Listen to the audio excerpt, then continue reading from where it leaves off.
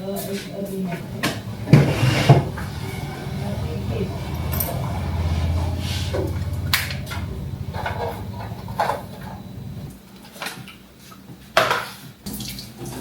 cake with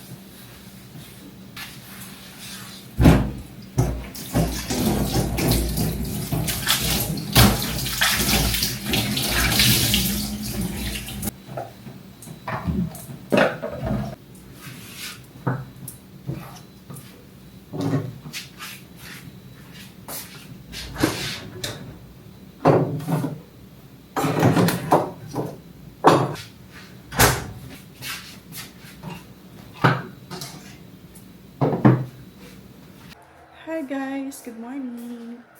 Today is Friday and ngayon na yung culmination ng Forest de Mayo ng mga kids.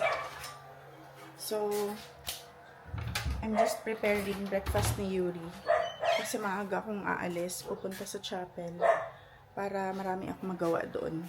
And problem ko pa ngayon namin, kasi parang may sakit yung isa sa kasama namin, si Ate Joy.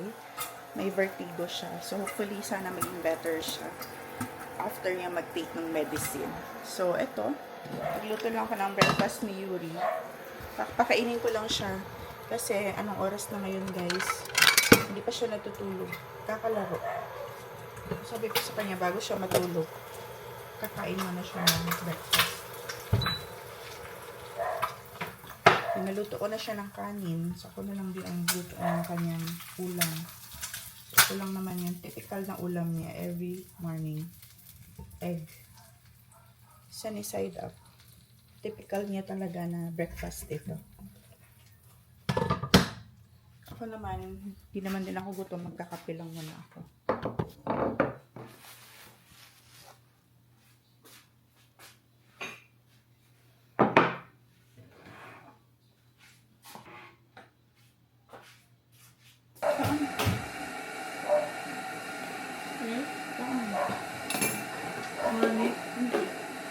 Doon lang, ayun lang kayo pag natudaghan ako matulog man ka. Hindi ka pwede magpabusog ka ayun. Gamay lang ako na sudlan na yung piano.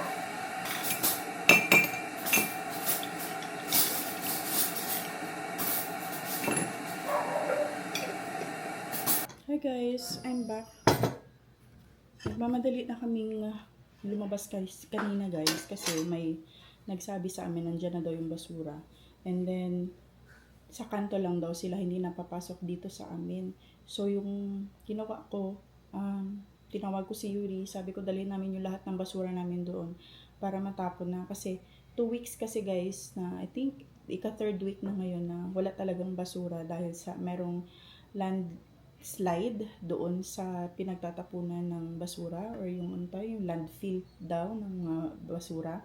So, kaya nagkaroon ng problem yung mga basurero, hindi nila matapon. So, ngayon meron na daw, according sa kanila, meron na daw bagong landfill na ginawa para sa mga basura. So, ngayon, minadali ko na siya na dalhin doon sa kanto para makuha nila para naman mabawasan yung basura namin. Actually, marami pa kaming basura, pero yung tinapon ko lang na basura is yung mga mababaho. Pero yung iba kasi, kahoy, yung hindi siya na kailangan na madaliin talaga. So, andito lang siya.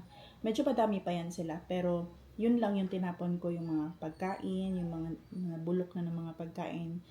So, kasi kailangan, di ba, kasi mabaho na. Actually, di naman din kasi talaga mabaho dito kasi naka-sealed talaga siya. Naka-cellophane sila lahat yan. Tapos nilalagay ko sa sako para hindi mag-amoy yung basura. So far, nalinisan na siya. Meron na tayong space na naman para sa another basura. So, let's eat nga pala guys.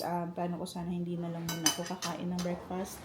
But since 7:49 na in the morning, medyo maaga-aga pa. So, kakain muna ako ng breakfast, magkakape, and then maaga ko pupunta ng chapel ngayon.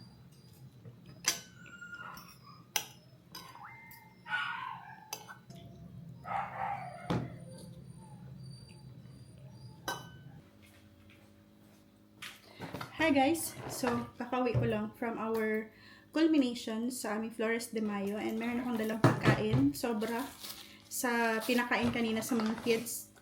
We have pizza from Alberto's. Mga donors, may mga donations ito guys from our neighbors. Tapos we have burger, McDo, and spaghetti. So, then may juice din pala. So, very saya. Ang saya guys. Kasi nakakatuwa yung mga bata. And nung nag-goodbye na kami sa kanila, umiiyak na sila guys. They're crying kasi sabi nila ma-miss daw nila kami. And then at the same time, actually kami ma-miss din namin sila. Very sweet kasi itong mga batang to guys. So kanina may umiyak. Yung nagbabay kanina, umiyak. And then napaiyak din ako guys kasi parang hindi ako nag-expect na tagos pala sa puso yung aming ginawa sa kanila. So, they got a lot of, prizes, meron silang mga awards, and yun, papakita ko na lang sa inyo yung kanilang program. So, ito yung kanilang program na nangyari kanina. I will just cover up their faces, kasi ayokong, I will just blur out their faces.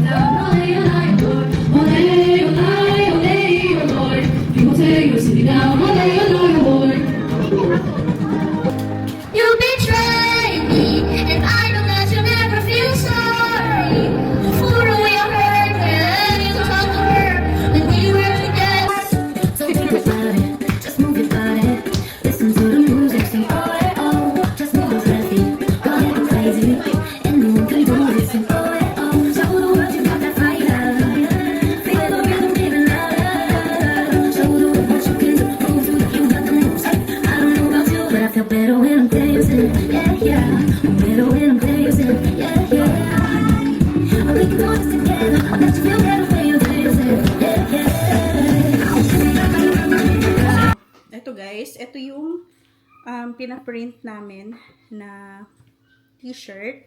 Actually, yung sa mga kids, puti. Yung kanilang damit. Sa amin, black.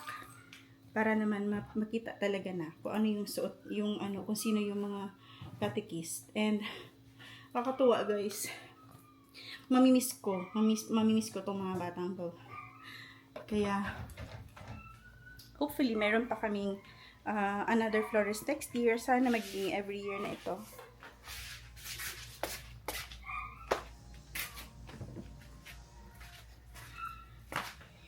Anyway, so today is Friday nga pala. And baka tomorrow na yung last day ng mga trabahante dito sa amin. May konti na lang kasi yung trabahuin nila. Check na lang natin kung ano yung nagawa nila ngayon. Alas 12 kasi guys, so nag-lunch pa sila. So let's check the back and the side of the house. Tingnan natin. Oh, ito pala yun guys. Ayan. Nilagyan na nila ng PVC pipe papunta sa labas. Ito yun. This one. So, lahat ng tubig sa sa roof. Lalabas na yan lahat papunta sa kanal.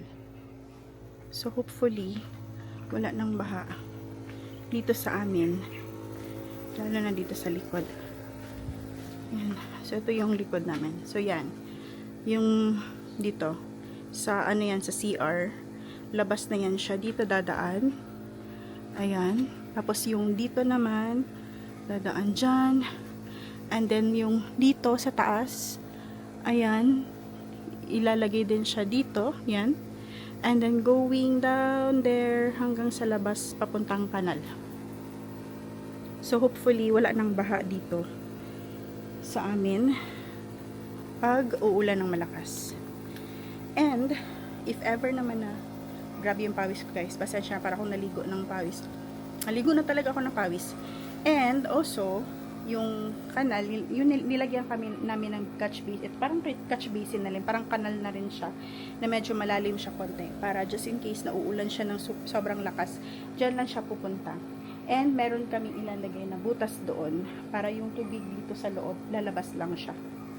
So hopefully, ito yung magiging solusyon for now, kasi wala naman tayong budget para pataasin yung buong bahay talaga.